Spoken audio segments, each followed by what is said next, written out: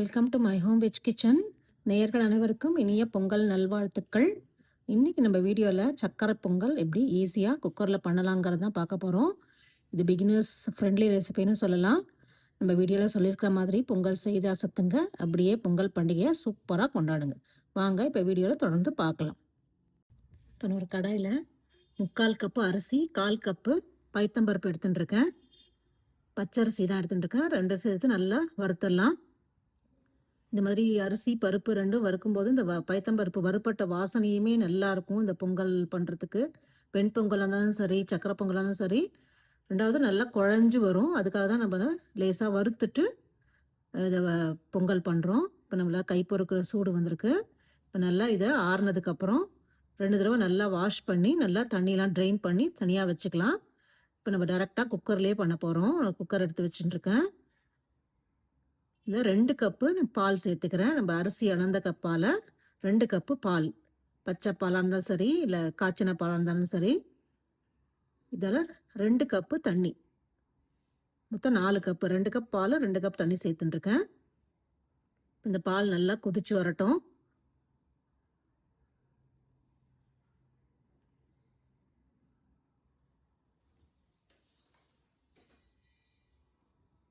பால் நல்லா கொதிச்சுருக்கு. இந்த ஸ்டேஜில் நம்ம அரிசி பருப்பு நல்லா வடிகட்டி வச்சுருக்கோம் இல்லையா, அதை சேர்த்துக்கலாம். ஒரு கரண்டி வச்சு நல்லா கிளறிடலாம்.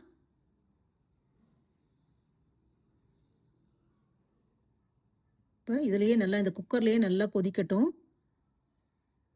டக்குன்னு மூடி போட்டு மூட வேண்டாம். நல்லா கொதிச்சதுக்கப்புறம் ஒரு 2லேருந்து 3 நிமிஷம் நல்லா கொதிச்சதுக்கப்புறம் நல்லா மூடி போட்டு மூடி வச்சிடலாம்.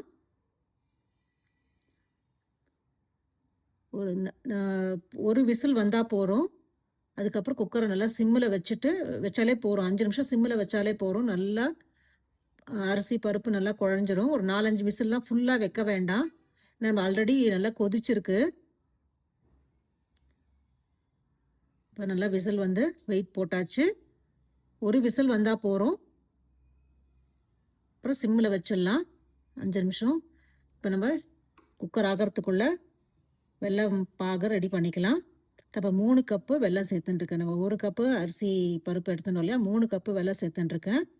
ஸ்வீட் கரெக்டாக இருக்கும். அதால் 1 கப்பு தண்ணி சேர்த்துக்கலாம். இப்போ நல்லா இந்த வெல்லம் நல்லா கரையட்டும். பாகுப்பதெல்லாம் எதுவும் தேவையில்லை. நல்லா வெல்லம் கரைஞ்சி கொதிச்சாலே போகிறோம். இது ஒரு 5லேருந்து 7 நிமிஷம் வரைக்கும் ஆகும். நல்லா வெல்லம் கரைஞ்சி நல்லா கொதிச்சாச்சு. பாகும் நல்லா திக்காயிருக்கு. இந்த ஸ்டேஜில் நம்ம அடுப்பை ஆஃப் பண்ணிவிட்டு நல்லா ஆறட்டும்.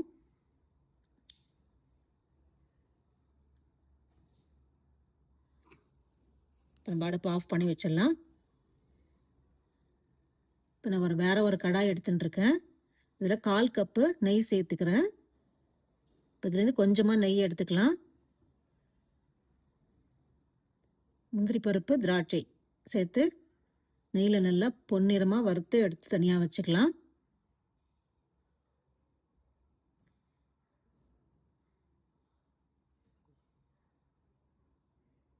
நல்லா பொன்னிறமாக வறுத்தாச்சு. தனியாக எடுத்து வச்சுட்டுலாம். இப்போ நம்ம குக்கர் ஓப்பன் பண்ணியாச்சு. அரிசி பருப்பு எல்லாம் நல்லா வெந்திருக்கு பால்லையே. இப்போ நம்ம ஒரு கரண்டி வச்சு நல்லா மசிச்சிடலாம்.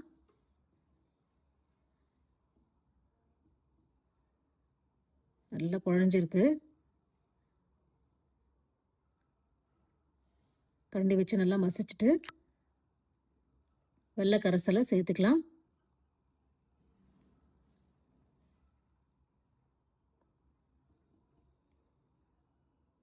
நல்லா மிக்ஸ் பண்ணி விட்டுறலாம்.